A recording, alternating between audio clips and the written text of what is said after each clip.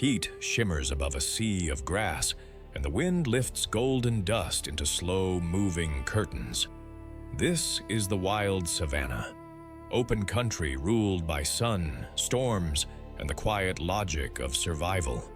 Here, life balances on seconds. Hoofbeats thunder toward distant waterholes, lions raid the wind, and even the smallest hunter can tip the day. Tonight, stealth meets venom, an African wildcat ghosting through the grass, a venomous snake coiled in perfect patience. No heroes, no villains, only those who endure.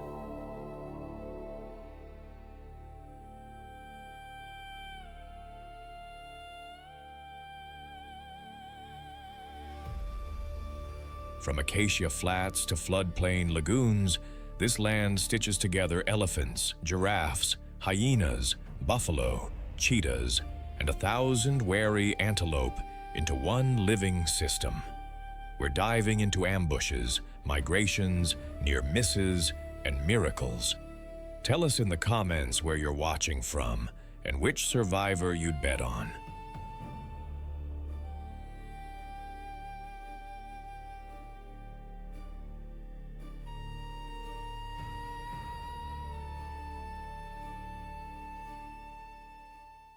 In the golden hush before sunrise, a small antelope draws a bright line between life and death, with nothing but legs and nerve.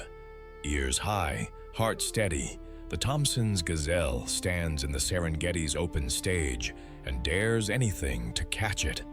Built for sprinting and swerving, this Tommy turns danger into a dance the plains have watched for 1,000,000 mornings. Meet the Thompson's gazelle of East Africa's wide savannas, from the Serengeti to the Masai Mara.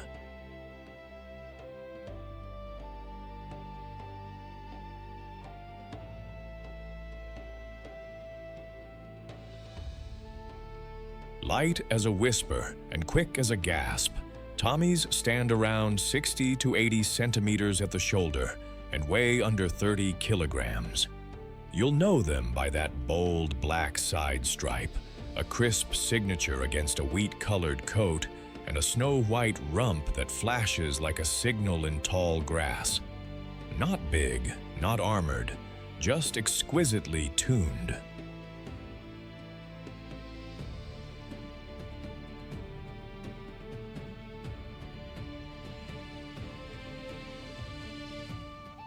Painted by the savanna itself, the Thompson's gazelle wears a tan back that mirrors sun-baked grass, a stark black stripe that breaks up its outline, and clean white underparts that reflect heat. A dark smudge runs from eye to nose, as if lined with coal, shading the eyes from glare. Both sexes carry horns, slender, lyrate, and ringed, with males sporting longer, thicker arcs and females slimmer, straighter spikes.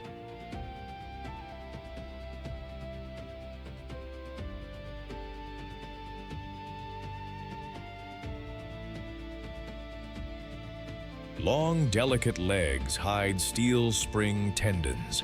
Every tendon is a loaded bow, storing and releasing energy so strides stay long and efficient. The hooves are sharp, narrow cleats designed for instant pivots, and that signature zigzag. A tufted black tail flicks like a metronome, swatting flies and signaling mood. Large ears act like satellite dishes, swiveling to catch the faintest footfall of a stalker.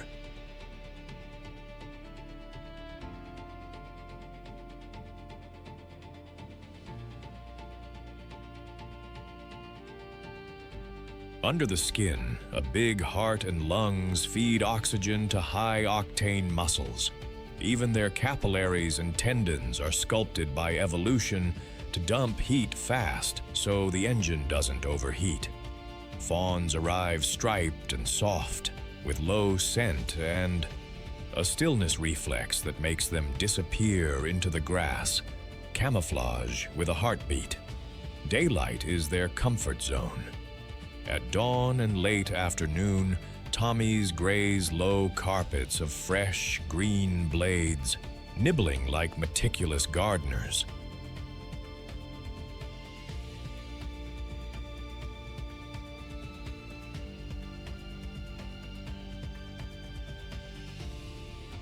They favor short grass lawns sparked by recent rain, often clipping stems to just the right height for tender regrowth.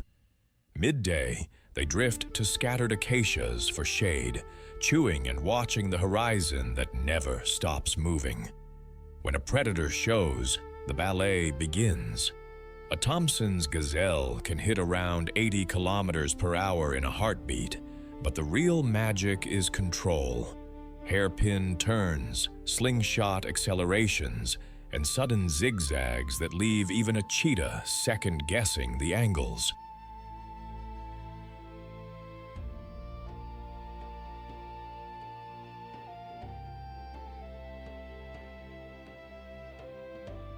Sometimes they stot, high, stiff-legged leaps, broadcasting, "I'm fit, don't waste your energy."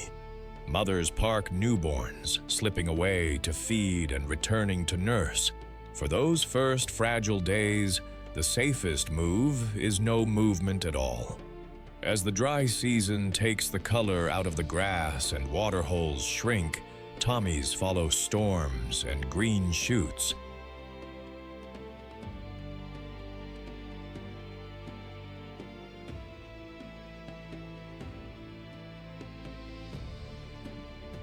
They merge with wildebeest, zebras, and Grant's gazelles in a living river that rolls between the Serengeti and the Masai Mara. Millions of hooves sketching a map of rain across the plains. Community here is fluid but patterned. Females and their young form loose herds, safety in numbers, and many eyes stitched into a shifting circle. Young males drift in bachelor groups, training wheels for adulthood, sparring with gentle horn taps that sometimes turn serious.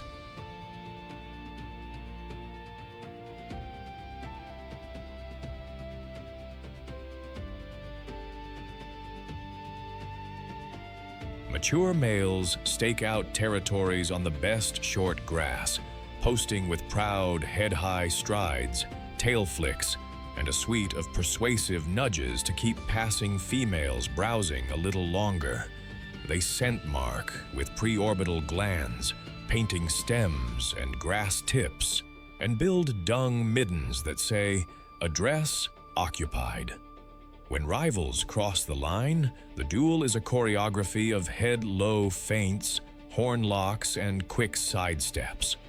Most contests end with dignity intact and a clear boundary redrawn.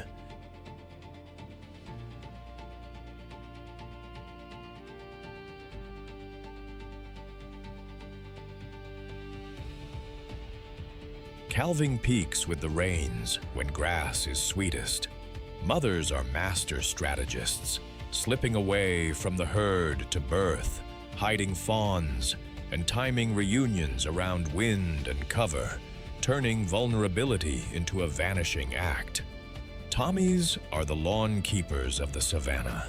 Their tight grazing keeps grasslands trimmed, encouraging nutrient-rich regrowth that benefits a whole neighborhood. Topi, hartebeest, and even the wildebeest tied behind them.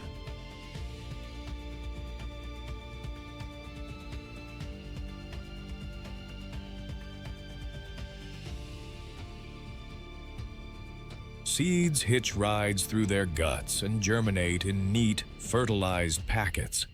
They are also a cornerstone of the predator economy, chief quarry for cheetahs, fair game for lions, hyenas, wild dogs, and jackals that target fawns. Tracking rains and short grass, their migrations stitch together ecosystems and keep energy flowing.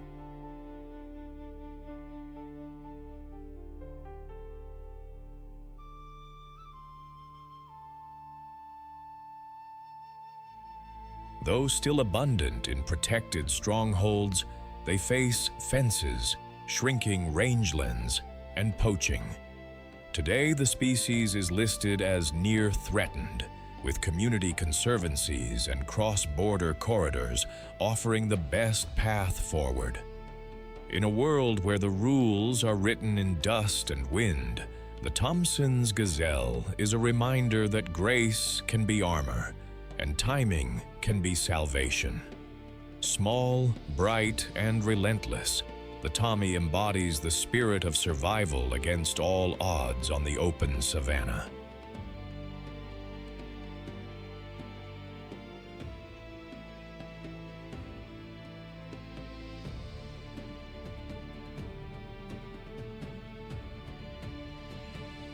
On the Mara River, the surface looks calm enough to drink. Under it, a shadow with golden eyes doesn't blink for an hour. The Nile crocodile waits, patient as stone, ready to turn a crossing into a history lesson in fear. Meet the Nile crocodile of East Africa's Mara River, the ancient ambush predator that rules the boundary between savanna and water. When zebra and wildebeest flood the crossings, these reptiles become the gatekeepers of life and death.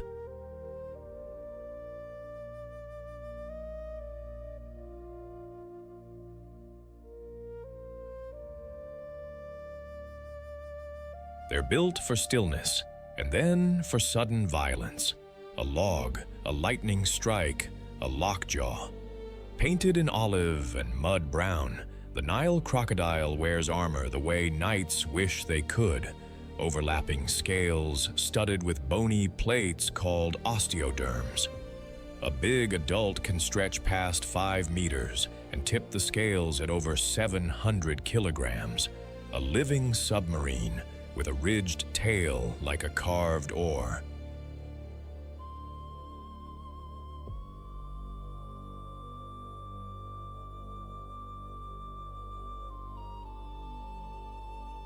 Eyes, ears, and nostrils sit high on the skull, so the rest of the animal can vanish below the skin of the river. A clear third eyelid sweeps across the eye like a diver's goggle, and a special valve seals the throat so it can bite underwater without drowning. Along the jaws, pinhead-sized sensory pits read ripples the way our fingertips read braille. Any kick, any panic, any chance.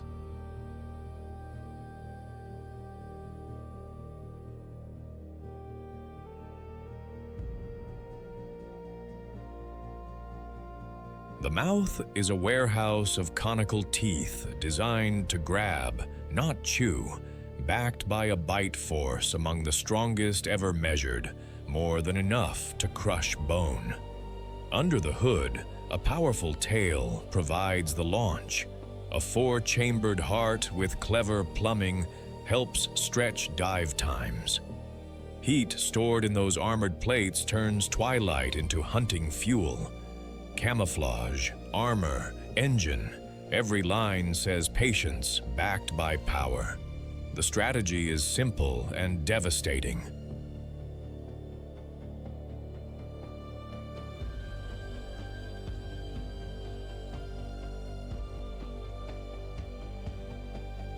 For hours, a crocodile floats like driftwood, barely rippling the surface.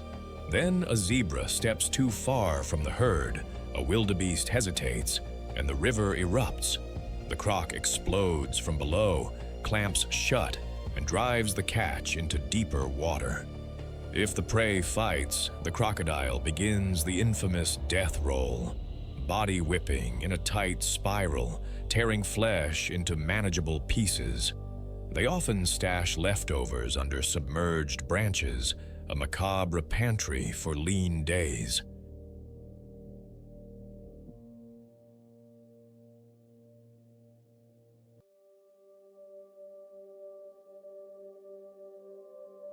Thanks to a slow metabolism, a feast today can fuel weeks or even months.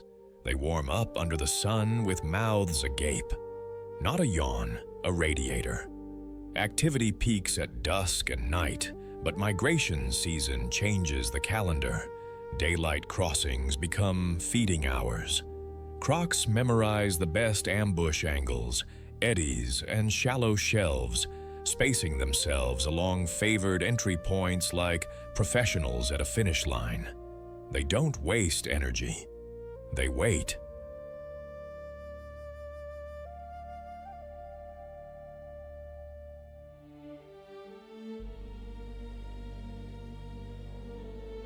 And when it matters, they spend it all in one perfect strike.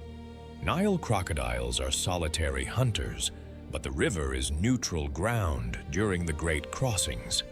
Dozens may line the channel, yet order exists. The biggest bodies claim the best spots and first bites. Communication is real if subtle. Low rumbles that shiver the water, head slaps that say back off. Courtship is equally underwater and understated. Bubbles, nudges, a slow dance in the current.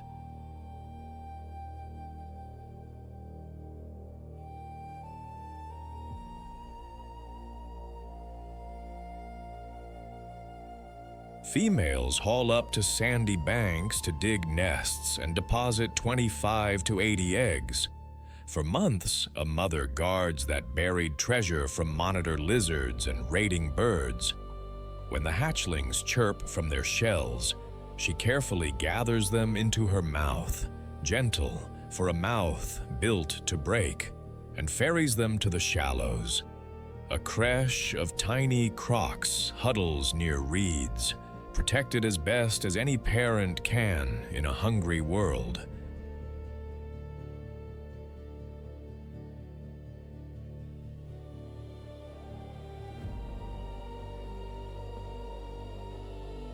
Most won't make it. Other crocodiles, raptors, even giant catfish pick them off.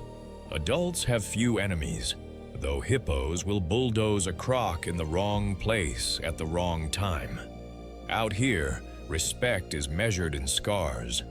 At the edge of the savannah, crocodiles are both apex predator and sanitation crew. They cull the weak, clean up carcasses, and move nutrients from land to water with every dragged down antelope.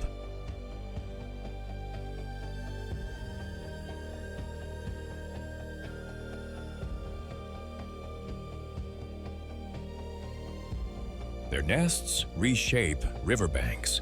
Their presence shapes where and how entire herds cross. Evolution gave them tools that still work: stealth skin, sensory pits, a dive-ready throat, patience tuned to perfection. They're listed as least concern globally, but face local pressures, habitat loss, entanglement in fishing gear, retaliation, and illegal skin trade.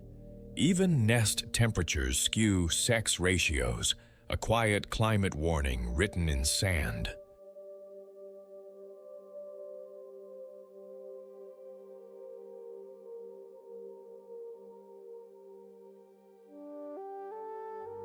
In a world where hesitation is a headline, the Nile crocodile is the editor.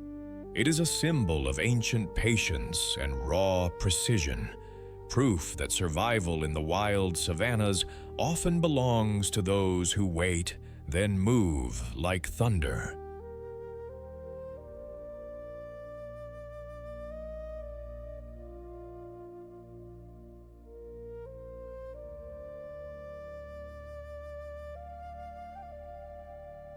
In the tall grass of the Mara savanna, patience has a face, and it has amber eyes.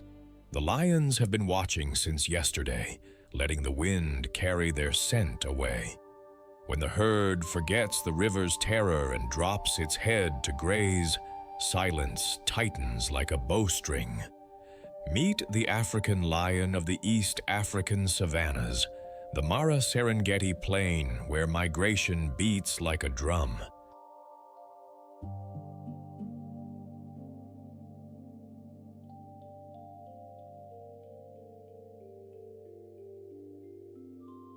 Here, lionesses perfect the art of disappearing, while manned males loom like storm clouds at the edge of a sky made of grass. One trait sets them apart instantly. That mane, a living crown and billboard, saying I'm healthy, I'm dangerous, and this territory is taken. Sculpted by evolution for close quarters power, lions wear tawny coats painted to vanish at dawn and dusk.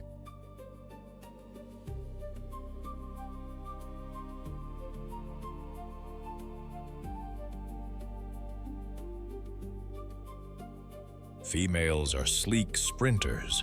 Males carry heavy manes that darken with age and testosterone, insulating the neck in fights and advertising strength from a distance.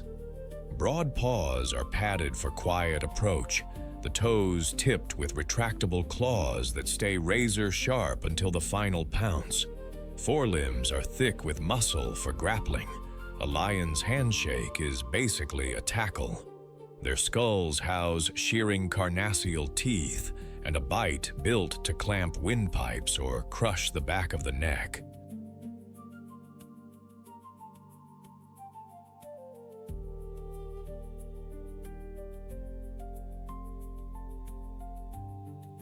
Night belongs to them.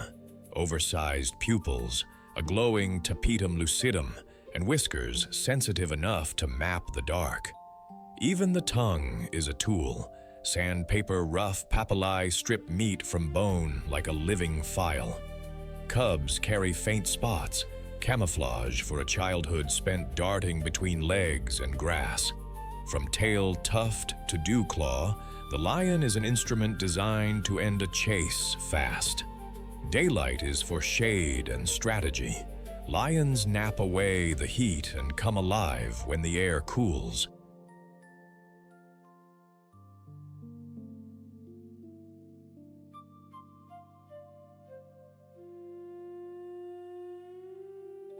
Tonight, a zebra herd grazes, heads down, exhaustion softening edges after yesterday's river crossing. The lionesses work the wind, edging closer in a slow-motion ballet of shoulder blades and intent. Then, coordinated eruption. One zebra stumbles under a tripping paw, a second clamps the throat, and the long road ends in a heartbeat that feeds many. Dominant males muscle in first, then lionesses, then cubs, who hesitate at the perimeter, learning the harsh order of dinner in this kingdom.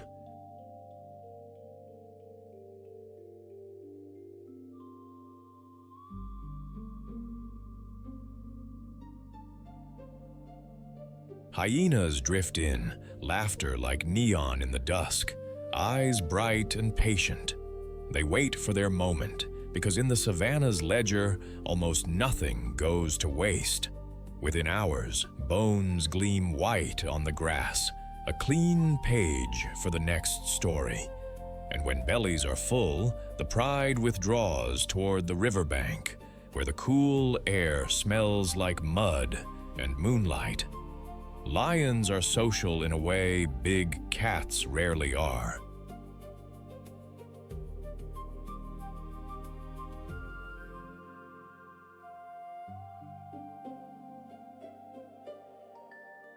A pride is a coalition of kin, resident females, their cubs, and one to several males who defend the borders. Lionesses are the long-term heart. Daughters often stay, reinforcing a matriarchal network that threads through generations. They groom to seal bonds, rasping tongues combing dust and stress from each other's coats. Adults greet with head rubs, mane against mane, cheek against cheek, a scent-sharing handshake that says, "We're us."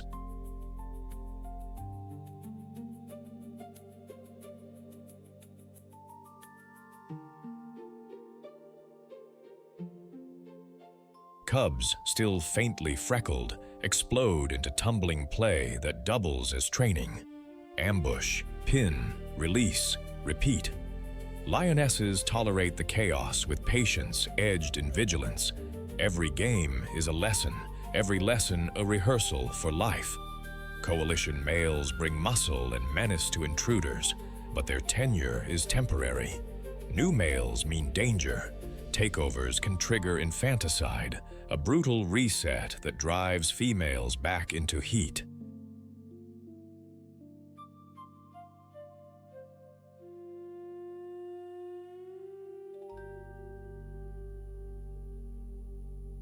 Through all this, the pride's strength is its unity, loyalty as important as claws, coordination as powerful as any bite. As apex predators, lions redraw the map of fear, shaping where herds graze and when they move. They cull the unwell and the unwary, preventing overgrazing and keeping migrations dynamic. Every kill ripples outward. Hyenas, jackals, vultures, and even beetles finish what lions begin, recycling nutrients into the soil.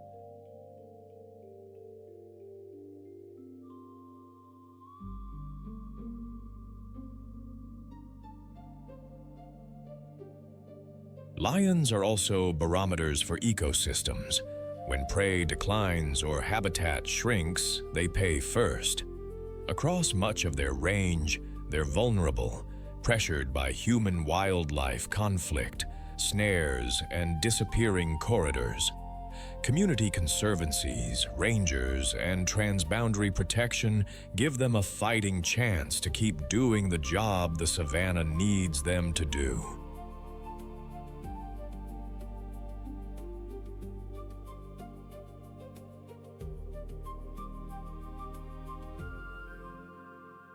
In a world where survival is a razor-thin margin, the lion embodies the spirit of the wild savannah, fierce, familial, and unflinchingly honest.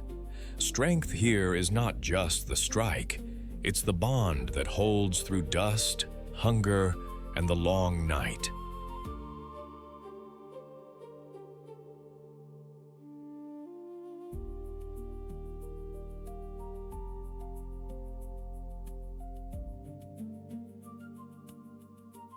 In the gold-washed grass just after sunrise, a jackal trots like a whisper with teeth. Small body, big job. Those radar dish ears tilt, amber eyes scan, and the savannah's rumor mill comes alive. In a world of lions and hyenas, the jackal survives by turning clever into an art form. Meet the black-backed jackal of East and Southern Africa's open savannas. From the Serengeti and Masai Mara to the Kalahari's thirsty plains.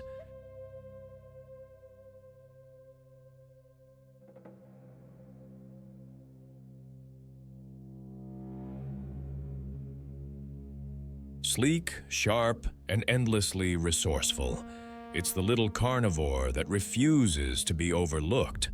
That black saddle on its back isn't just stylish. Think of it as nature's calling card for a specialist at living between giants.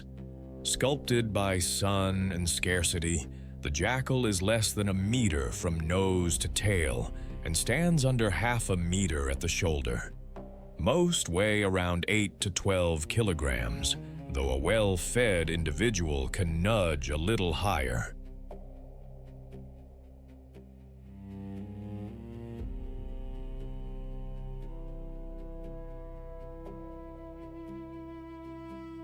The coat is painted tawny red along the flanks and legs, dusted with white along the chest, and capped by a striking dark saddle of black and silver hairs down the back.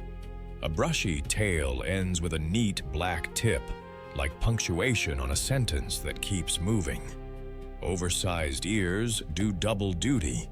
They shed heat and pull in faint sounds, a rodent rustle, a vulture flap, the gossip of hyenas beyond the ridge.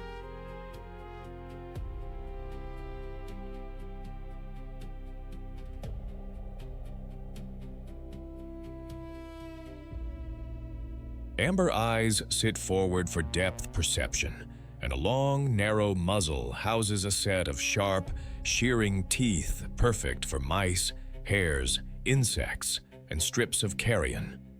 Tough, rubbery pads let the jackal trot for miles, economy car efficient, while the slender frame slips through tall grass like a needle. Even the whiskers are tools, reading the wind and the world as it passes. Everything about this animal is minimalist engineering, light, precise, built to make a little energy go a long way.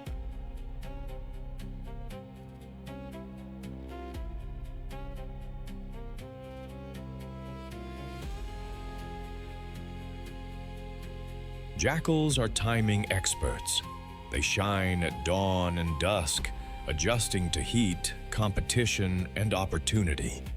Breakfast might be a grasshopper hatch or a field mouse teased from its tunnel with a stiff-legged pounce that looks playful, until you notice the precision. Lunch could be berries or fallen fruit. Yes, this carnivore is happy to snack plant-based when it pays. And dinner might be the leftovers from a lion's kill once the bellowing stops and the big cats are full.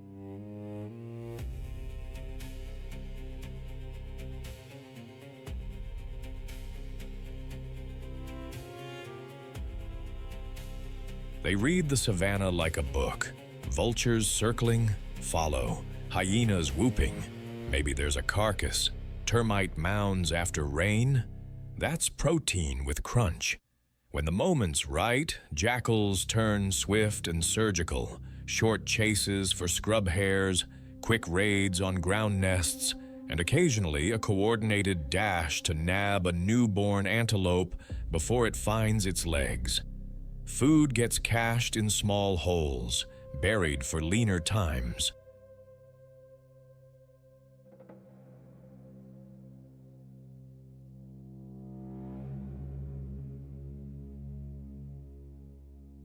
They mark invisible maps with scent posts, trot their borders, and keep their heads on a swivel. Predators, lions, leopards, hyenas, even martial eagles keep the don't get cocky lesson current. The jackal's answer is vigilance, zigzag footwork, and a talent for disappearing into grass that looks taller than it is. Despite the lone wolf reputation, jackals are often family first.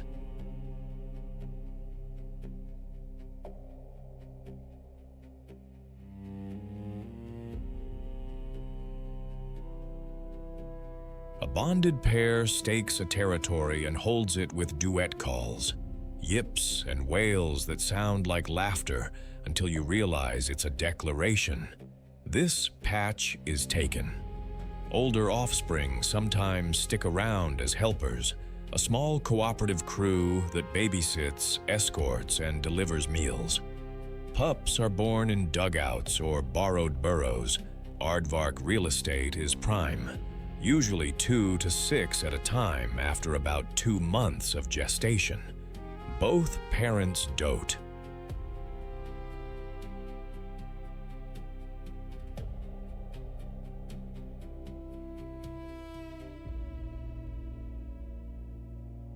They bring food back and even share it the old-fashioned way, gently regurgitated dinners, a tender and very effective delivery system. Dens get moved if hyenas snoop or the wind tells of danger. Play is training, stalk, pounce, tug, repeat, until the games turn into life skills. As subadults mature, some disperse to stitch new lives onto the savannah's patchwork, while the core pair keeps their territories beat steady.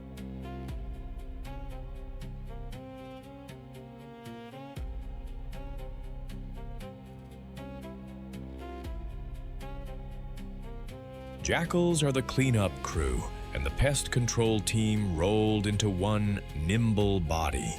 They trim rodent populations, snap up insects, and strip carcasses so disease doesn't get a foothold.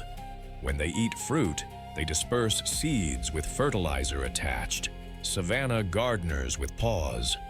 Their evolutionary ace is flexibility, hot weather endurance, a fuel-sipping trot, senses tuned to quiet clues, and a diet wide enough to handle feast or famine.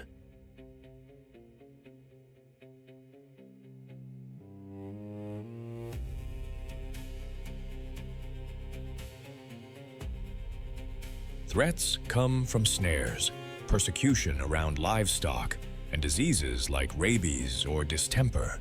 But across much of their range, black-backed jackals remain listed as least concern, tough, adaptable, and still holding their line.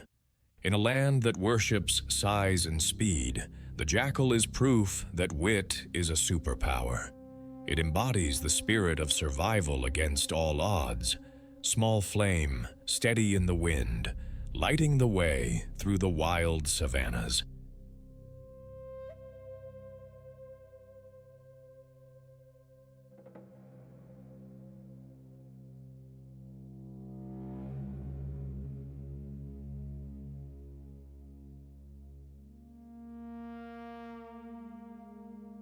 In the shimmering heat of a sun-scorched savanna, two black-tipped ears rise like tiny flags above the grass. Then, nothing. Silence holds its breath. When the moment breaks, a tawny blur explodes upward, 3 meters of vertical ambition in perfect timing. Meet the caracal, the dryland's ambush artist, bold, confident, and built to win the hardest games nature plays.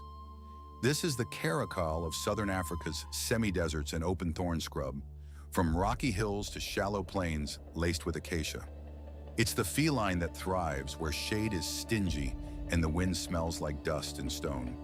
Those long, ink-dark ear tufts are unmistakable, and so is its launch, a sudden, silent rise that plucks birds straight out of the sky.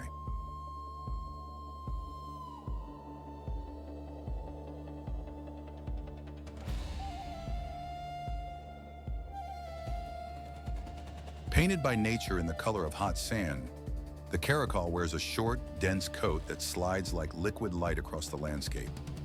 Black facial lines sharpen the gaze. White patches beneath the eyes reflect glare, letting those amber pupils read the horizon even at noon. A compact frame hides heavy-duty springs, long, muscular hind legs, a flexible spine, and shoulders wired for instant acceleration. The tail is short, less to snag in thorns, more to pivot on a dime. Ears are tall, mobile dishes tuning to the faintest rustle.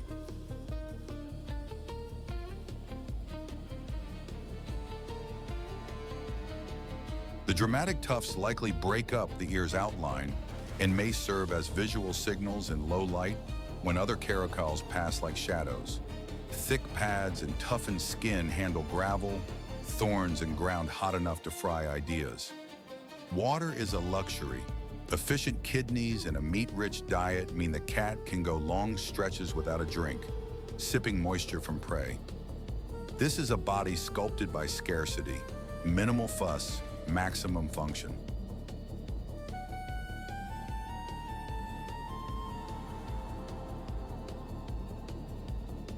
Daily life is a rhythm of stillness and lightning.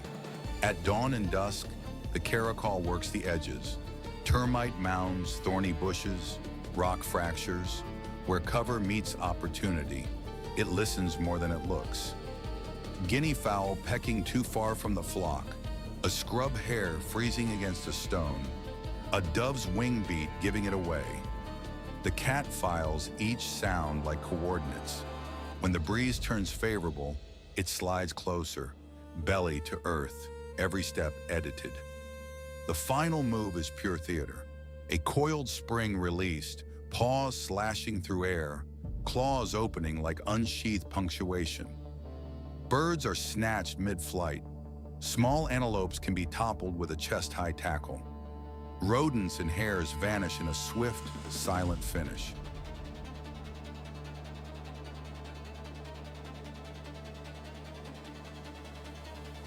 On scorching days, it retreats to the cool of rock crevices or the shade of shrubs, but in quiet places it will hunt by day too, the desert's mirage made real. Its menu is flexible: rodents, hares, small birds, guinea fowl, and, when opportunity knocks, young antelopes, because in the dry country, the picky go hungry.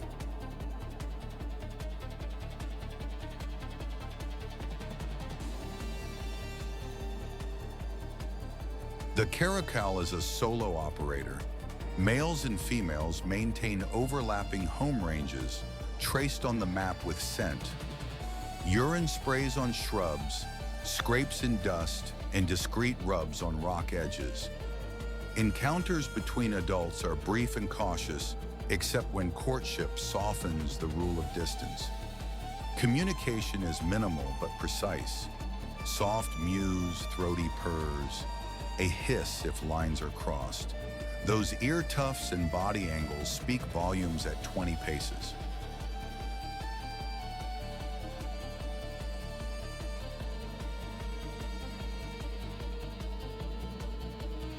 For a few weeks, a rocky den or an abandoned burrow becomes a nursery.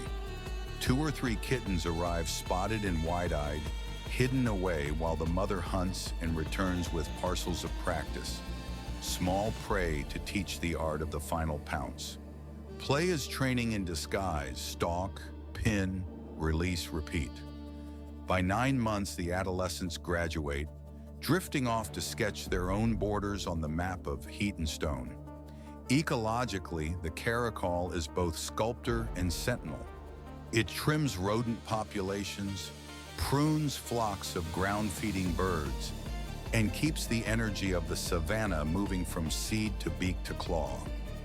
It borrows what the landscape offers: rock cracks for dens, old burrows for shade, and rarely takes more than it needs.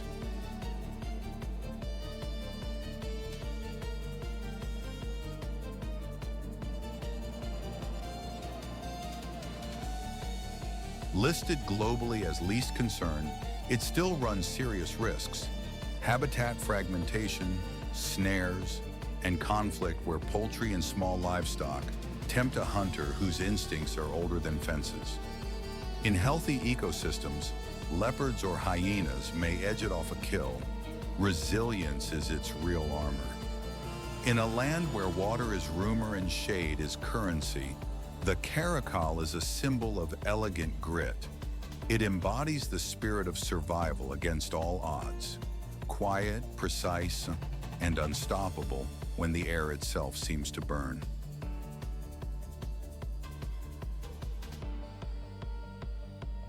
In the brown churn of the Mara River, a shadow rises, huge, silent, and watching. Lions pace the bank, crocodiles ghost beneath the surface, but the water itself has a ruler. When a hippo yawns, it isn't greeting the day. It's opening a warning as wide as a suitcase lid. Here, survival has a shoreline, and the hippo draws it. Meet the common hippopotamus, Hippopotamus amphibius, sovereign of East Africa's great rivers and floodplains, from the Mara's dangerous bends to quiet oxbow pools.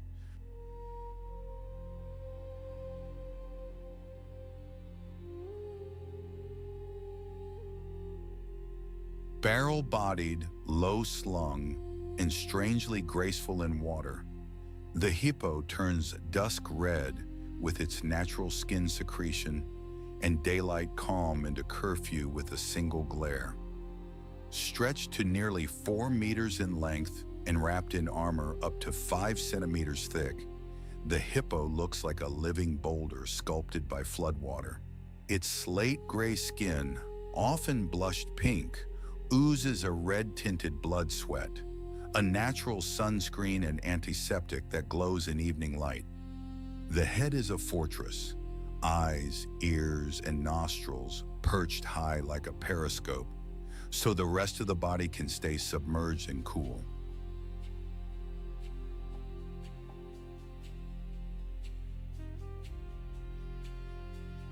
With a gape that feels almost 180 degrees, a hippo's jaws reveal lower canines that can approach 1/2 meter, tusks honed by grinding that can shatter bone. Dense bones and a heavy build mean hippos don't truly swim. They walk and bound along the riverbed, pushing off like astronauts in slow motion. Nostrils clamp shut, ears fold tight, and lungs hold steady for 4 to 5 minutes at a time.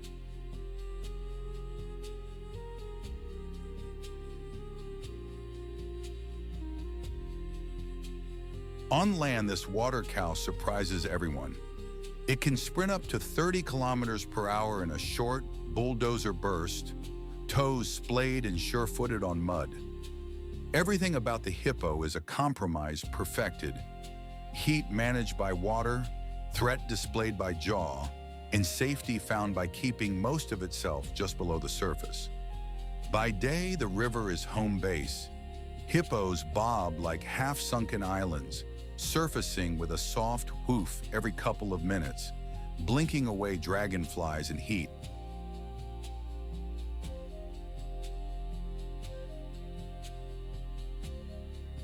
Bulls patrol their stretches with theatrical warnings, dung spraying with a whirring tail, a pink cavern of a yawn, and a stomp that says, "Pick another channel." They don't hunt. When night cools the banks, they file out in single lines, tracing hippo highways to graze on up to 40 kilograms of grass. It's a quiet harvest. Heads down, moonlit backs, miles walked on memory.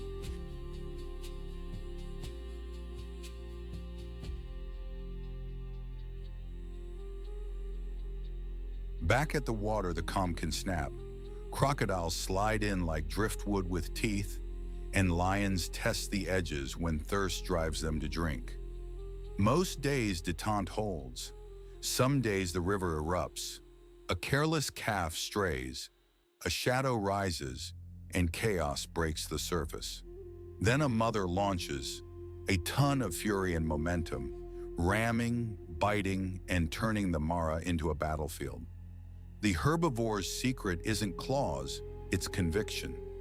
Most conflicts end with one bull backing away, bluff called. But everyone along this bank knows, a hippo's temper, once lit, can end anything that doesn't retreat.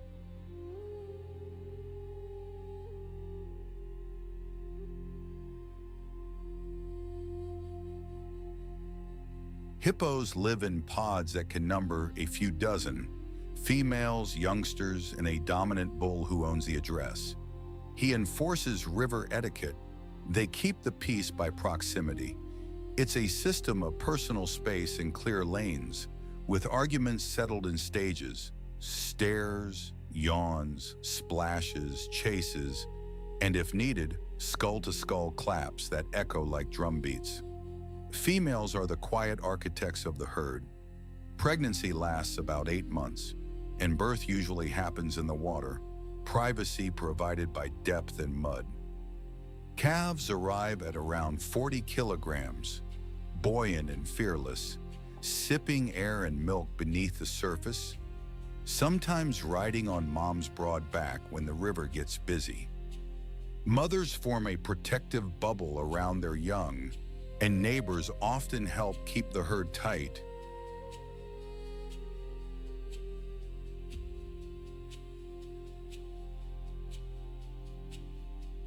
Threats are rare for adults. The danger concentrates on calves. In those moments, the pod closes ranks. One unforgettable scene. A crocodile takes the wrong risk, and the mother's charge ends the story. In the Mara, maternal love is not a poem, it's a force. Hippos are night shift lawnmowers that move nutrients from grasslands to rivers. Their grazing shapes savanna regrowth. Their dung feeds fish, insects, and a whole chain of river life, even as it can stress stagnant pools and drought. They carve hippo highways through reeds, opening channels for smaller species.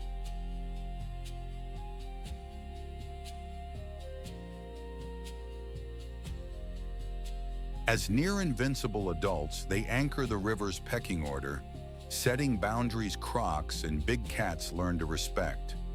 Yet beyond the park lines, hippos face shrinking wetlands, conflict with farms, and poaching for meat and ivory-like teeth. Officially listed as vulnerable, they survive where water flows, corridors connect, and people choose coexistence. In a landscape where odds stack fast, teeth to thirst, dusk to danger, the hippo stands as a reminder that power isn't just muscle, it's calm, community, and the ferocious promise a mother keeps. In sunlit grass that crackles like paper, two radar dishes swivel. Their ears, giant, alert, and tuned to whispers most of us will never hear. A serval, all legs and focus, coils like a spring and rockets almost 3 meters straight up. Today, though, the grass hides not a mouse, but a snake. Precision meets venom. Meet the serval, the long-legged wildcat of Africa's savannas and wetland edges, from open plains to reed beds where frogs and mice write the menu.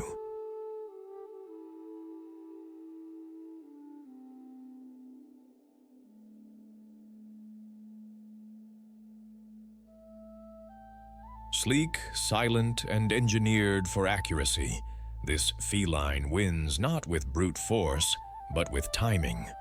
Those towering ears and that vertical leap, they turn tall grass into a hunting ground where sound becomes a map.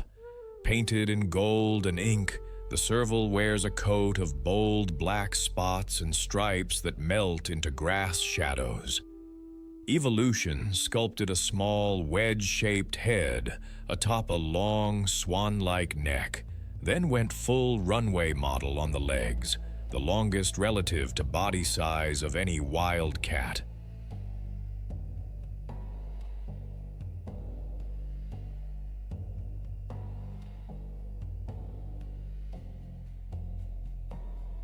This design is not for show, it's for reach, stride, and that signature ballistic pounce. Broad oval ears, satellite dishes covered in velvet, rotate like turrets, triangulating the tiniest rustle, even the ultrasonic squeaks of rodents. A short, ringed tail stays out of the weeds. Wide-set eyes scan beneath the blades. Lean muscle and a flexible spine load like a bow and release with explosive lift, sending the cat skyward to snatch birds mid-flight or hammer down on hidden prey.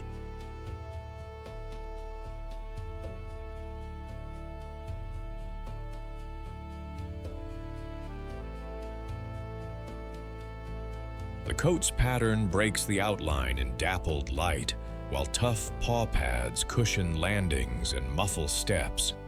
Everything about this cat says one thing: tall grass is home turf, and the serval is built to rule its vertical world. The serval's craft is patience sharpened to a point. Dawn and dusk are prime time, with nighttime patrols along wet meadows, termite mounds, and the damp margins where frogs, lizards, and field mice go about their risky business.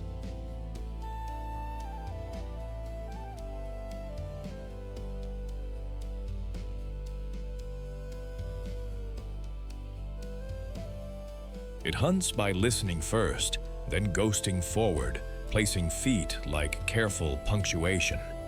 Sometimes it taps the ground to flush a victim. Sometimes it freezes, then launches, forepaws hammering down to stun with startling accuracy. Success here is famous. Servals often land more kills per attempt than bigger cats, a tribute to their sound first, strike later style.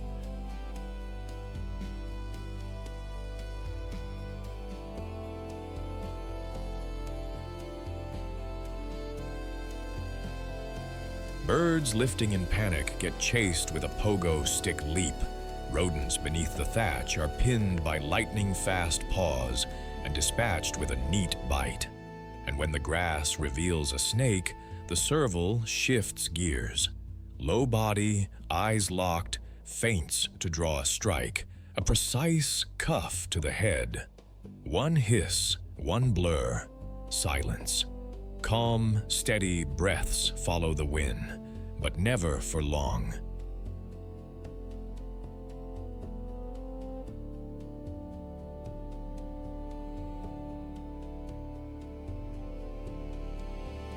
In the savannah, triumph is a door that swings both ways. Lions, leopards, and hyenas redraw the schedule, and the little long legs keeps its route flexible, its exits memorized. Servals live solo, professionals who share their calendar with no one. Males and females maintain overlapping home ranges, announced with scent marks, sprays on grass stems, cheek rubs on trails, scratch posts written in claw script. Meetings are brief and purposeful during breeding windows, which often follow rains.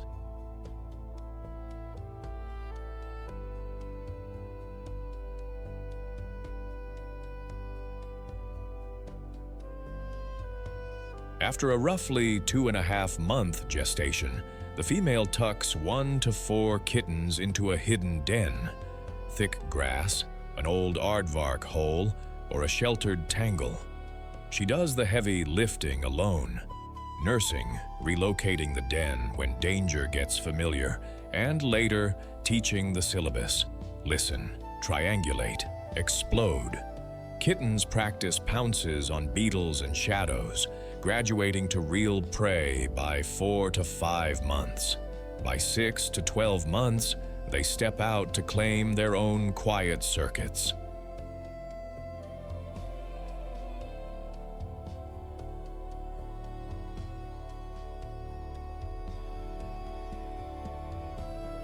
Communication stays understated: purrs, chirps, growls, and a tail that talks in commas and exclamation points.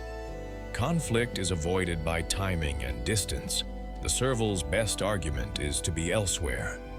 Think of the serval as the savannah's quality control inspector for small animals.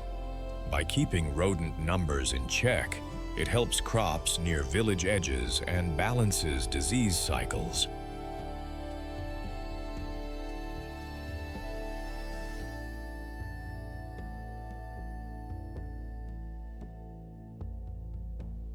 It ferries nutrients across habitats, transferring energy from wetlands to grasslands, and serves as a health indicator for reed beds and marshes where it hunts. Specialized hearing, stilt legs, and that vertical pounce give it one of the highest hunting success rates among wild cats. Listed as least concern, it still dodges snares, habitat loss, wetland drainage, and persecution around poultry.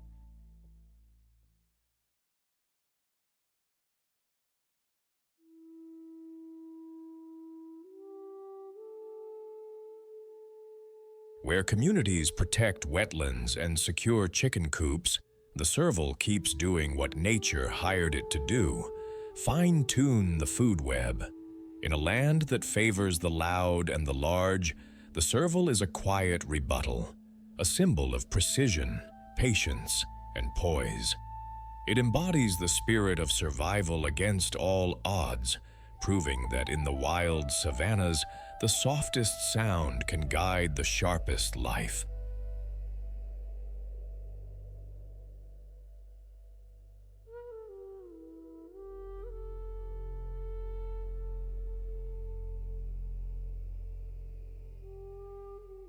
Under a bronze savanna sunset, a black and silver shadow swaggers through the grass as if danger pays it rent. A hiss cleaves the quiet. Cobra. The honey badger lowers its head, unfazed, a tiny tank ready to test the world again. Meet the honey badger, Mellivora capensis, of Africa's open savannas and thorny scrub, a legend stitched from grit and audacity. Small by size, enormous by reputation, it turns survival against all odds into a daily routine, one fearless step at a time.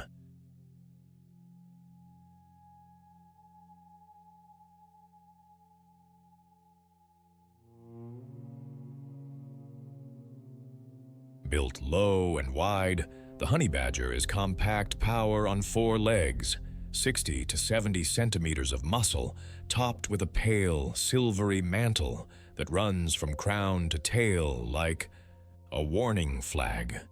Nature painted it in contrast: charcoal below, ash above, an aposematic billboard that says, "Think twice." The skull is broad, jaws heavy, and teeth designed for crunching through chitin, bone, and beehive architecture.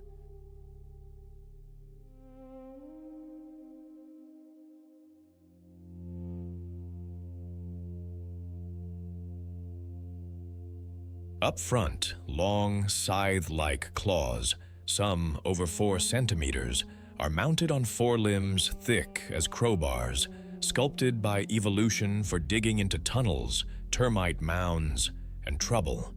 The skin is unusually thick, up to around 6 millimeters, and loose, a clever armor that resists thorns, teeth, and stingers.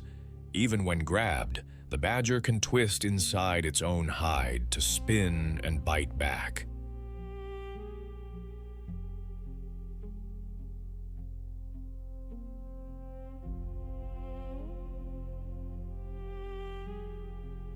Small ears minimize snagging, coarse fur shrugs off heat and dust, and powerful shoulders anchor an engine of torque.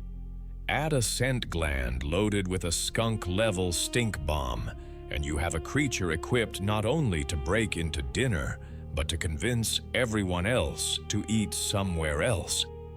Daylight bakes the flats, so the honey badger rides the cooler hours, crepuscular into nocturnal, slipping from the borrowed doorway of an aardvark burrow like a night shift clocking in.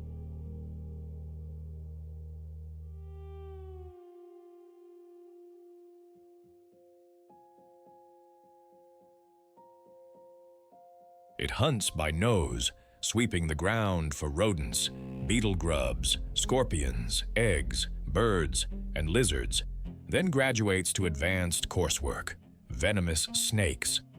The technique is workmanlike: harass, feint, and lunge for the head, backed by that thick hide and a surprising tolerance to venom. A bad bite can drop it for a nap, but attendants do not disturb. It often wakes, shakes, and resumes the meal.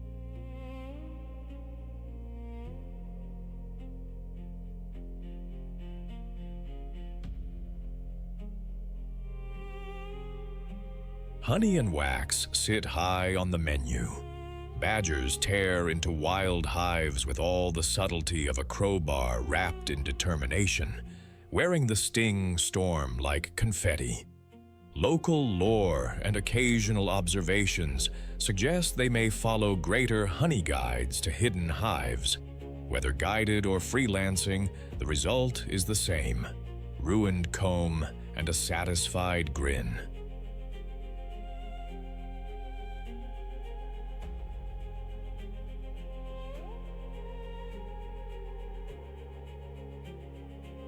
Studies and crafty individuals in captivity hint at problem-solving smarts, using sticks, stones, and pure, stubborn engineer energy to pry open locks. Range is a straight-line poem. They'll cover kilometers in a single evening, a low silhouette sliding from grass to gravel like a rumor with claws. The honey badger prefers the solo life, one determined traveler per horizon. Home ranges overlap, and neighbors pass like ships at night, exchanging grunts and growls if boundaries blur.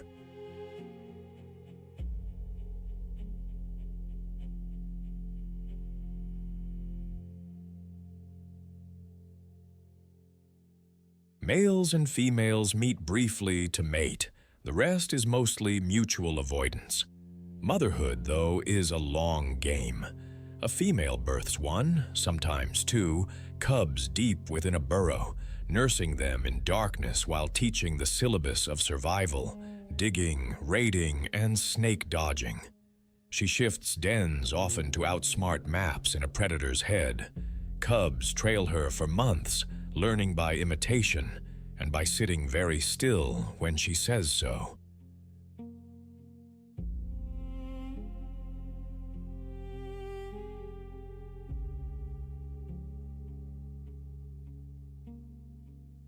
Communication is practical: snorts to warn, rattles to threaten, and the nuclear option, scent, When argument needs punctuation, predators test them, wild dogs, leopards, even lions, but tests come with fees.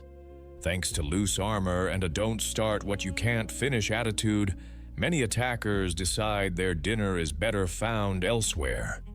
As a mesopredator, the honey badger trims rodent numbers, raids termite mounds, and keeps venomous snakes from becoming neighborhood bullies.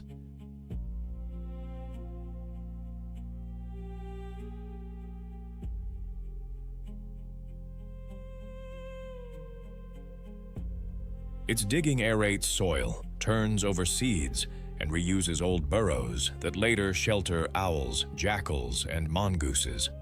Hive raids scatter resources for a small army of recyclers. Ants, beetles, and birds cash in on the leftovers. Adaptations, armor-like skin, formidable claws, venom tolerance, and problem-solving brains make it wildly versatile.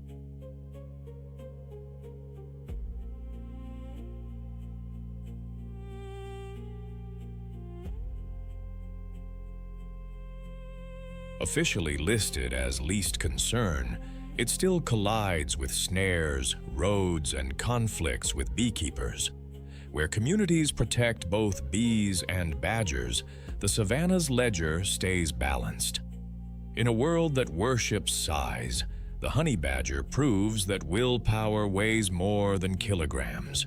It embodies the spirit of the savanna, unyielding, inventive, and brave enough to keep walking when every odd says stop.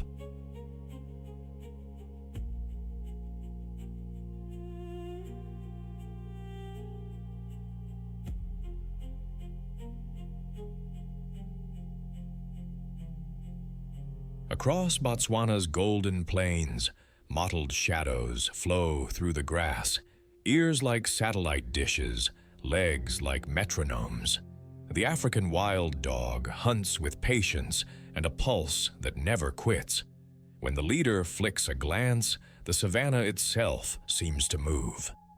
Meet the African wild dog of Botswana's open savannas and floodplain edges, a relentless endurance hunter painted in black, gold, and white.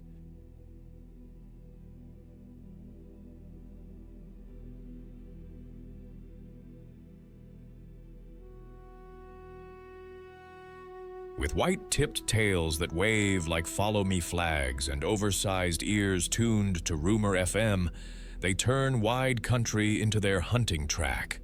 Against all odds, this is the team that plays to win. Sculpted by miles, not moments, the African wild dog wears a splattered coat no two individuals share, nature's camouflage in sunlight and dust. Long, lean legs and a deep chest pack, big lungs and a strong heart for marathon chases, while the coat stays short to spill heat in the furnace of midday.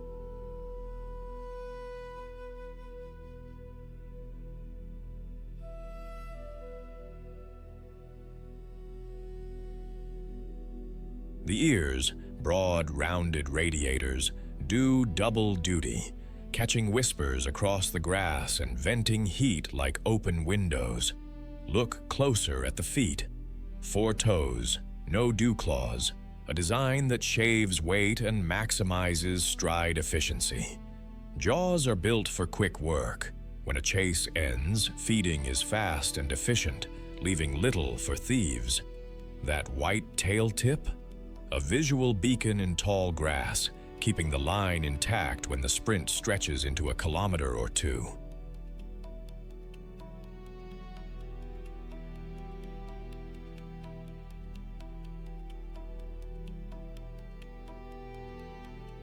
Tough pads, scar-proof skin, and a low, springy gait round out a body engineered for endurance. Less a sprinter, more a long-distance tactician. Hunts begin at first light or in the cool of late afternoon with a quiet rally. Chirps, twitters, tales describing hopeful arcs. A leader studies wind and cover, the pack fans wide like an invisible net. Impalas are the dream quarry here, fast, agile, and perfectly sized for a team to outlast.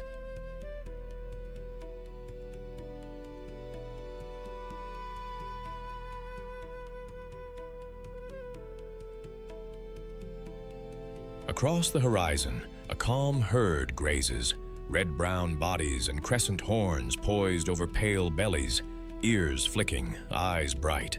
Then a glance, almost a wink, and the dogs erupt. They flow, not crash, silent footsteps, measured breaths, a relay of persistence. One dog presses, another takes the line, then another. In minutes, the chase concludes. Swift, clean, unforgiving.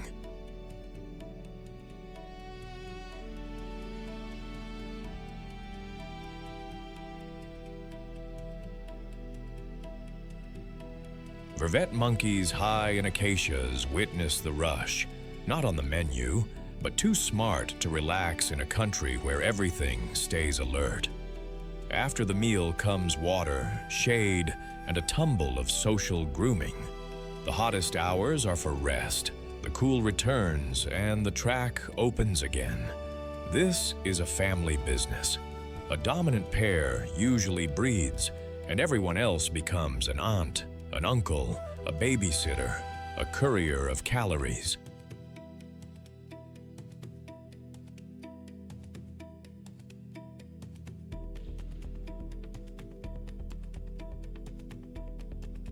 Before big runs, they vote with sneezes, more momentum, a dusty democracy discovered in Botswana. Mating season brings a sharper edge. Rival males test one another with low growls and quick, bristling face-offs, while roving packs may clash at territorial seams.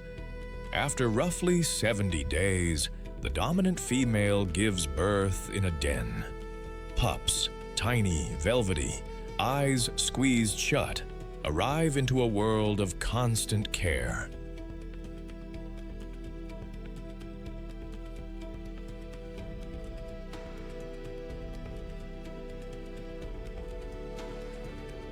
Adults take shifts guarding and foraging. Successful hunters return to the den to regurgitate warm meals for pups and stay-at-home sitters. By a few weeks, lessons begin as play. Mock chases, tug-of-war with twigs, and mini drills in listening to tail signals. Soon, the black-masked youngsters shadow the adults, learning step by step how to turn landscape into strategy. Wild dogs are balance keepers.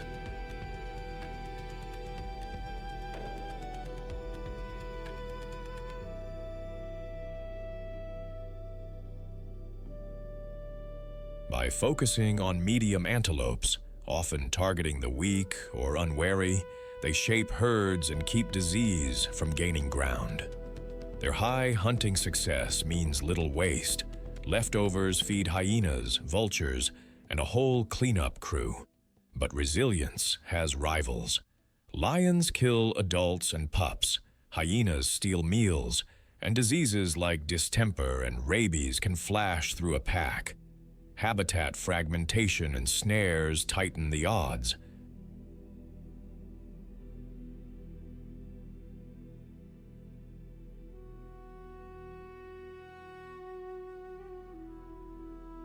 Still, in Botswana's vast mosaics and transboundary corridors, protection, vaccination campaigns, and community stewardship give these runners of the open a fighting chance. The African wild dog is a living emblem of teamwork, speed braided with trust. In Botswana's wide light, it embodies survival against all odds, reminding us that together is the strongest way to move through a dangerous world.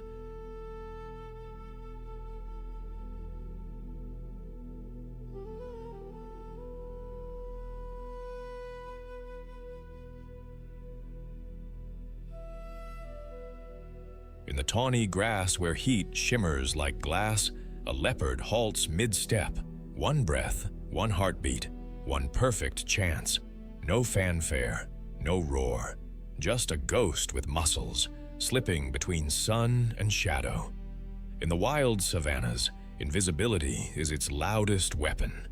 Meet the African leopard of the savannas and riverine thickets, from Botswana's floodplains to the Serengeti's endless grass. It is Africa's most adaptable big cat, a solitary specialist that thrives anywhere a shadow exists.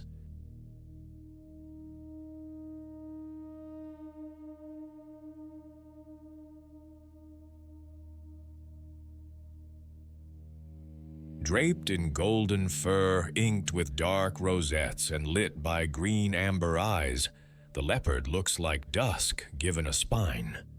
Painted by evolution for both beauty and ambush, the leopard wears a coat of gold dusted with black rosettes that splinter its outline into harmless pieces of light and leaf.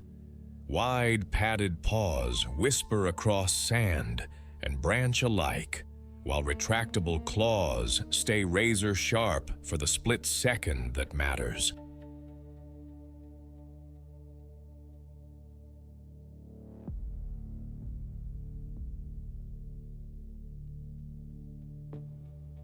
A thick, muscular neck, deep chest, and spring steel shoulders let it lift prey heavier than itself. Then, hoist the prize into a tree like a weightlifter who never skipped leg day. The tail, long and banded, is a living rudder, counterbalancing along bark and bending branch. Whiskers measure tight spaces, ears pivot to catch the softest footfall. Short, dense fur shrugs off thorns and heat, and those amber-green eyes drink in twilight, turning dusk into hunting hour.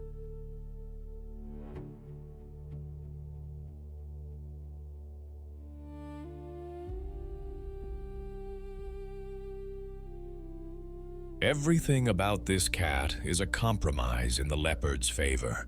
Strength without bulk, speed without waste, camouflage without stillness. Patience is the leopard's trademark. It will track a gazelle, a warthog piglet, or a careless baboon through tall grass and thorn scrub for an hour or more, mapping every turn of the wind. When it moves like a falling leaf, graceful, quiet, inevitable.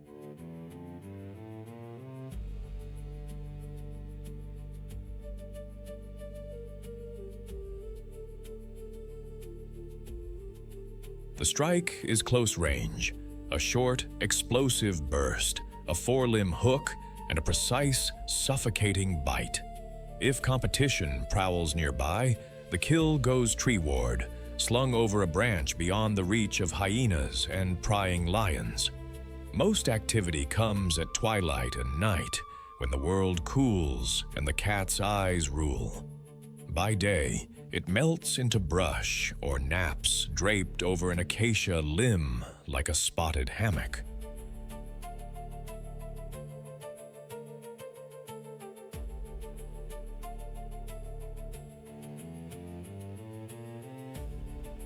In Botswana's savannas, a mother may test risk against reward when hunger gnaws, edging toward a wild dog pack to snatch a wandering pup.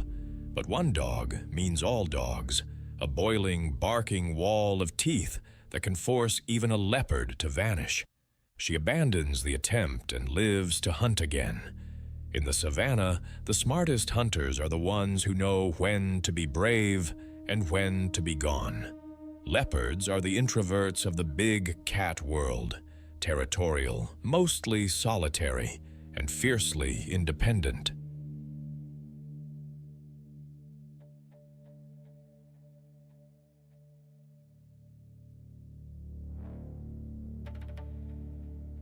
They converse in scent and subtlety, urine sprays, scratch marks, and a hoarse sawing call that sounds like a carpenter working overtime. When mating season swirls through the grass, ranging toms overlap briefly with females, then slip apart like shadows at dawn. Motherhood is the exception to solitude. the female disappears into a secret den, rock crevice, hollow log, or thorny thicket, and delivers tiny, blind cubs.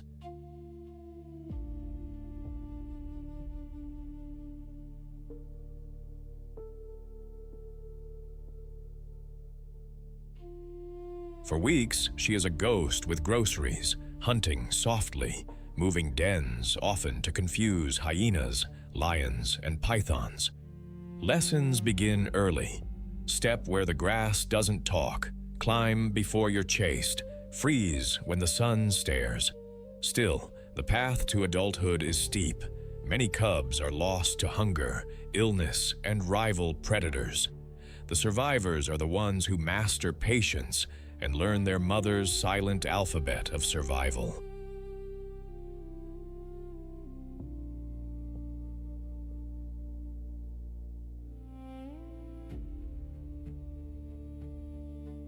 Leopards are the pressure valves of the savanna, thinning the overconfident and the unlucky from dozens of species.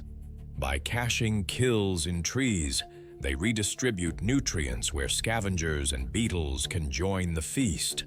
Their menu is encyclopedic: rodents to antelope, which stabilizes prey populations and dampens boom and bust cycles.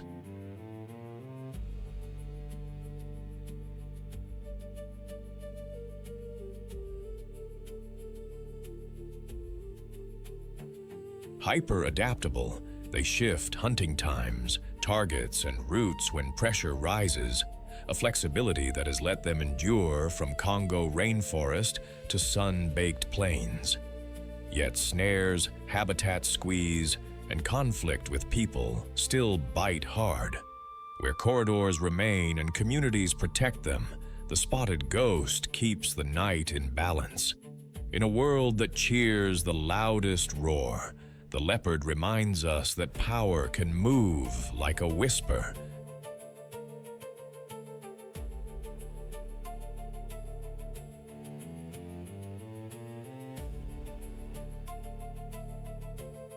It embodies the spirit of survival against all odds, measured in patience, precision, and the courage to disappear.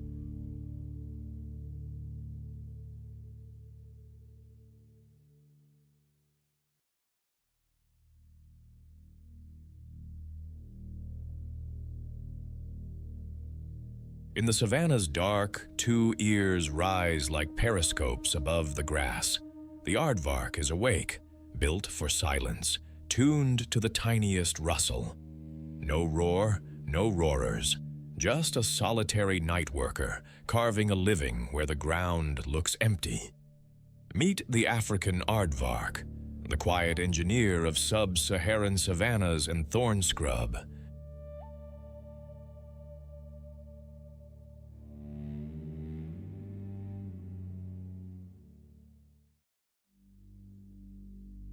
In Afrikaans, its name means earth pig, and one glance makes sense of it.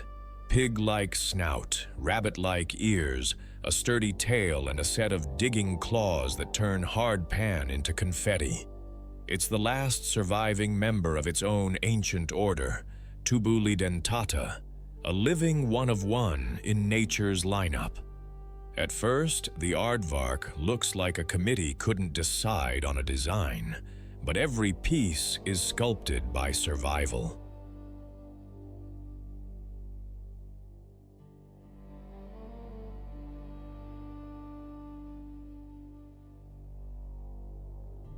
The body is low and muscular, wrapped in thick, gray-brown skin sparsely brushed with hair, a practical armor against thorns and the nips of soldier termites. Long, upright ears act like twin radiators, shedding heat on sweltering nights while catching the softest sounds under the wind. The snout, elongated and flexible, is a scent machine. Nostrils can clamp shut when dust flies. Eyes are modest, smell and hearing run the show.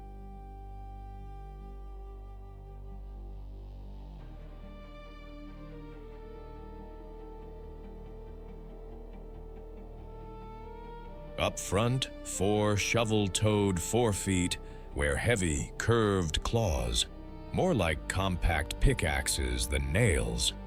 Behind, 5-toed hind feet anchor each stroke. The tail is thick and counterweighted, a stabilizer as the aardvark tunnels.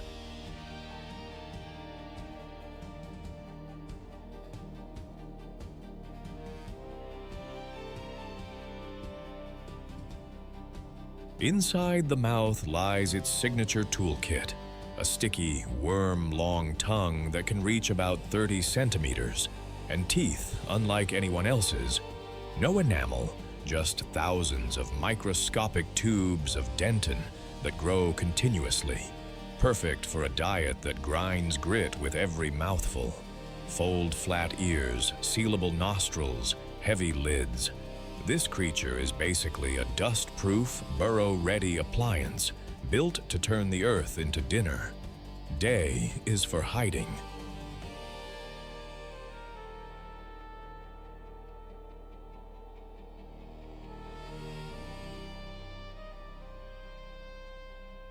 Deep in a self-made burrow, the aardvark rides out the heat inside a cool, oxygen-rich microclimate.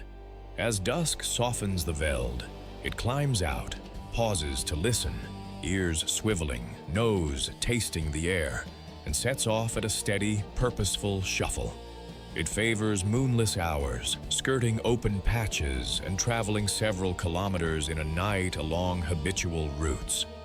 Dinner is ants and termites, and the technique is precise. First, detect. That nose finds active mounds under soil that looks dead to us.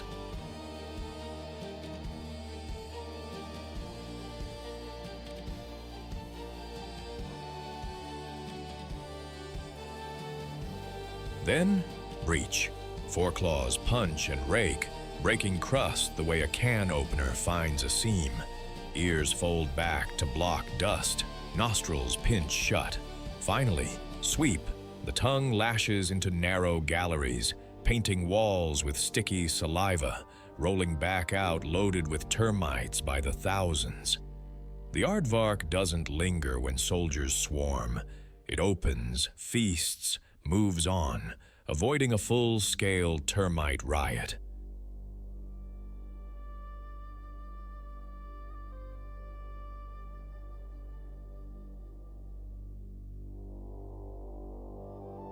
Between mounds, it nips occasional fruits or tubers for moisture, but insects are the main economy. Tens of thousands a night, sometimes more.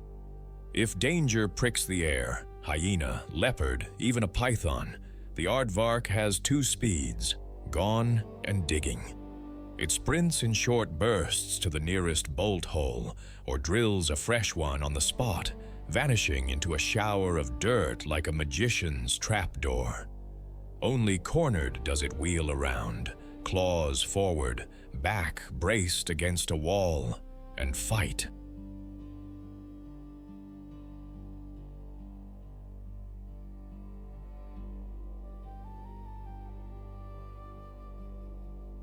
Aardvarks are solitary contractors. Each adult keeps a home range with multiple burrows, some deep with several exits, others motels used for a night or two. They communicate more by scent than by sound, marking paths and burrow mouths with secretions and urine. Overlaps happen, but meetings are brief, nose touch, a grunt, and someone yields the trail. Think of them as neighbors who wave, then go right back to work. Breeding is seasonal in many regions.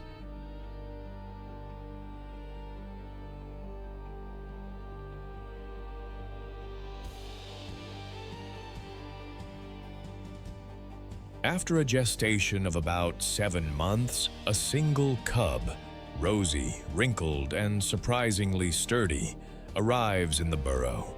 Within a couple of weeks, it ventures out for short tutorials, learning the art of listening before digging. Weaning comes around 3 months. Independence follows by 6 months to a year. when the young aardvark starts drafting its own underground blueprint.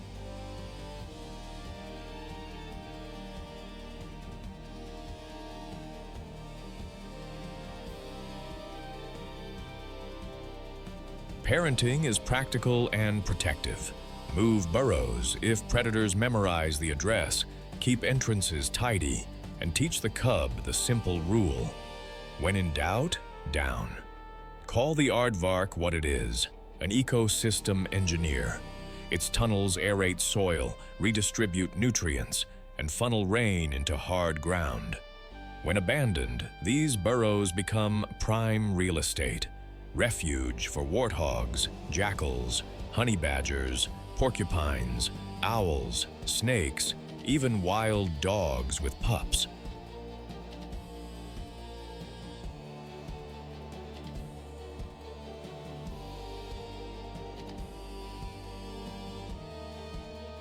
By harvesting termites and ants, it helps keep herbivore-eating insect empires in check. It's listed as least concern overall, but local pressures bite. Habitat loss, bushmeat, snares, and droughts that crash insect numbers, forcing risky daylight foraging.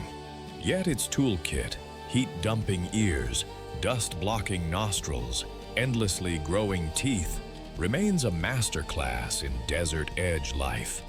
In a world that applauds the loud and the flashy, the aardvark is proof that quiet persistence wins.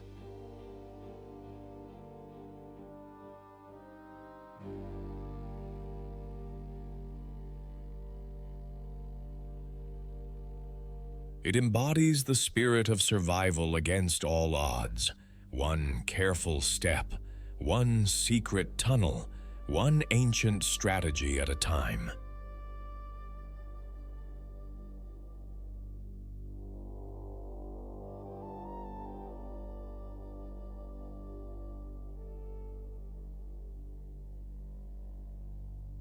In the gold-washed dawn, the grass seems quiet until the earth begins to hum. A river of black and white flows across the savanna, stripes flickering like Morse code for survival. This is where speed, nerve, and timing decide who sees sunset. In the wild savannas, survival against all odds has a name you know: zebra. Meet the plains zebra of the Serengeti Mara ecosystem, ranging across Tanzania into Kenya on an 800-kilometer migration that rides the pulse of the rains.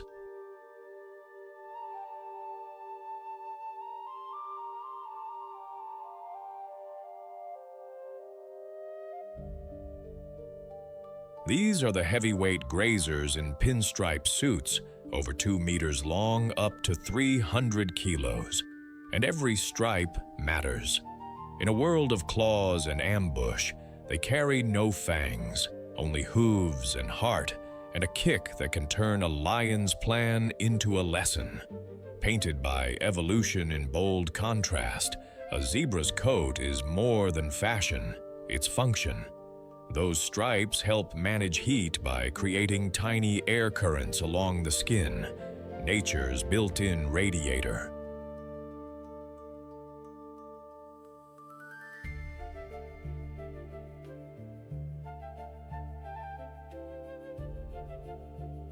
In motion, the pattern scrambles a predator's focus, turning one target into a shimmering puzzle of many. It even cuts down on attacks from blood-feeding insects, whose compound eyes don't love high-contrast flicker. No two zebras share the same pattern. To a foal, its mother's unique barcode is the difference between safety and getting lost in a moving maze. Upright manes, big swiveling ears, and wide, watchful eyes keep the horizon scanned.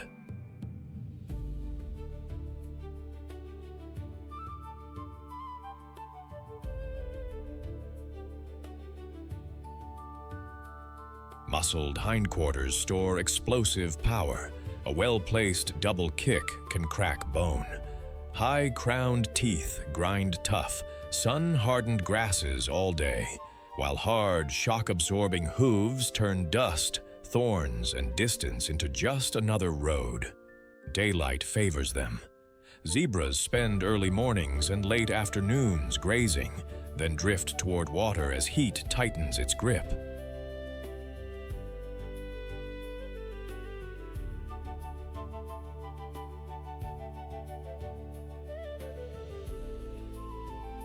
They're hindgut fermenters, meaning their digestive system churns through coarse grasses others might avoid, making them the lawn mowers that go first. They'll clip down the rough stuff, and behind them come wildebeest and gazelles for the tender regrowth. The herd travels in steady stages, noses low, tails flicking, a drumbeat of hooves under birdsong and wind.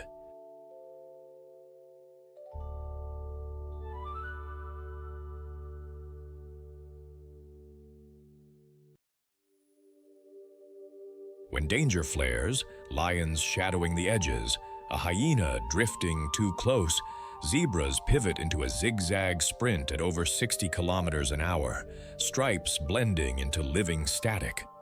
The Mara River is their final exam. Murky water, hidden jaws, everything on the line. They pause, bunch tight, and then surge. Spray, braying, panic, and courage in equal measure, while crocodiles coil and strike. Many make it, some do not. The migration writes its truth in wet footprints and silence.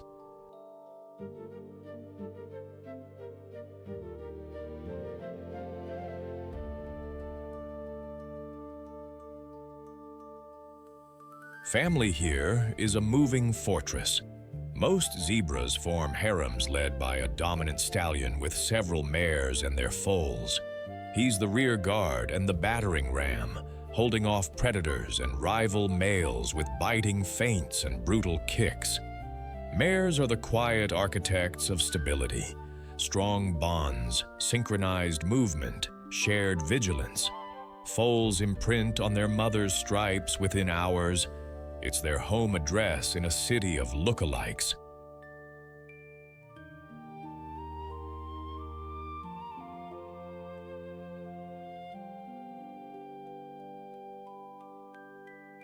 Gestation runs 12 to 13 months, typically one foal born, up on shaky legs within minutes and trotting soon after, because on this stage, late starts are costly. Less than half make it through their first year, a statistic that never gets easier to say.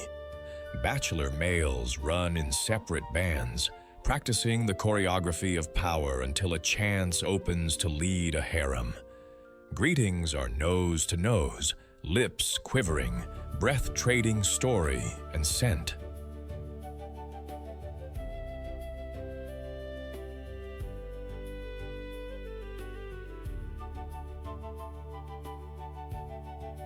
Mutual grooming knits the group, scratching itchy places and stress at the same time.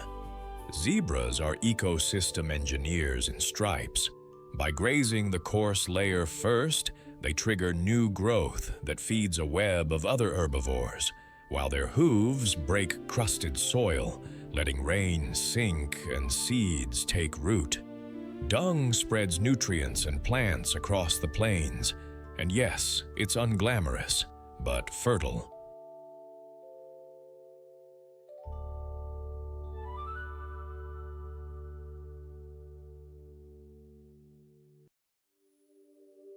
They're also a major energy source for lions, hyenas, crocodiles, and wild dogs, keeping predator families alive and teaching young hunters how the world works.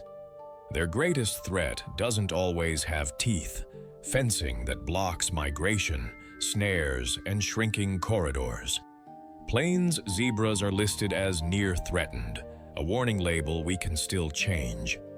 In the end, the zebra is a moving anthem, courage in contrast, rhythm in dust.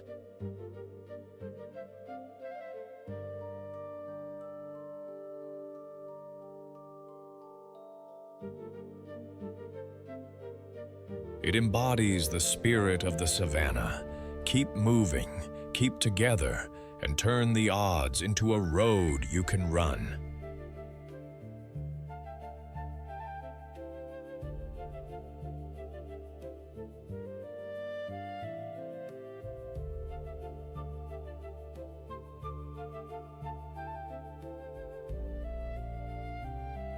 Dusk leans over the Mara River. Dust hangs like smoke. Hooves drum the bank, then pause.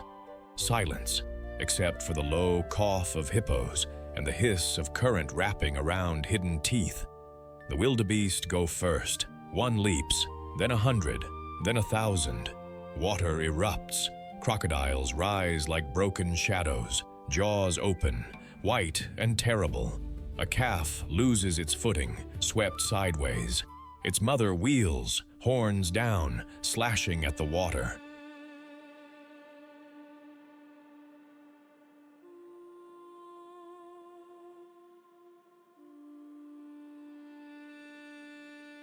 The crocodile lunges, misses by inches, catches only a tail switch.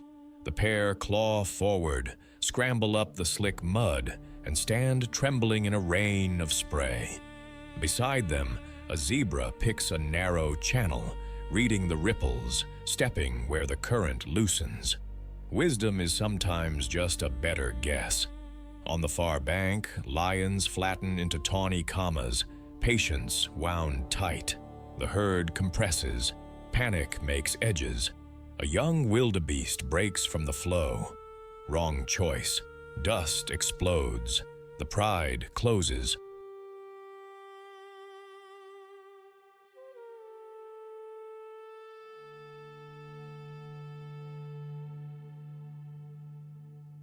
And yet from behind, the mass surges, a living tide that forces lions to split and gamble. One kill, many survivors. The river keeps its due. So does the grass. Morning lifts over Botswana's wetlands, the Okavango shining like spilled sky. Red lechwe skim the shallows, their hooves made for water sprint. Wild dogs ghost the reeds in formation, ears pivoting, eyes bright with strategy. The pack moves like a single thought. They find impala on a flooded tongue of land.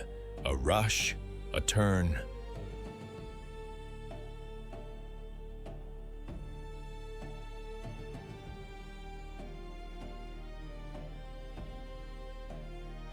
A clean, brutal efficiency. Hyenas arrive late, laughing like cracked porcelain. Tension threads the air. The dogs take their share and melt away with what they can carry. The rest becomes the marsh's tax. Vultures, storks, and a dozen small mouths the camera never sees.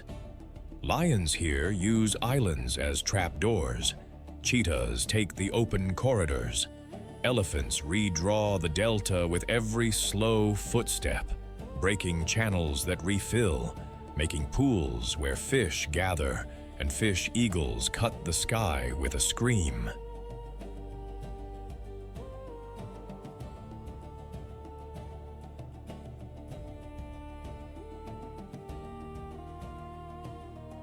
Predators, prey, engineers, and opportunists. One engine, many pistons. Some win, some lose. All are necessary. This is the truth the wild repeats. Survival is a vote counted every hour. Courage, speed, memory, and a will that refuses to fold. And our part? Keep the stage standing. Protect corridors, back rangers and communities. Make sure a snare doesn't end a story we could have saved. If this journey gripped you, tap like, subscribe, and ring the bell so you don't miss the next expedition.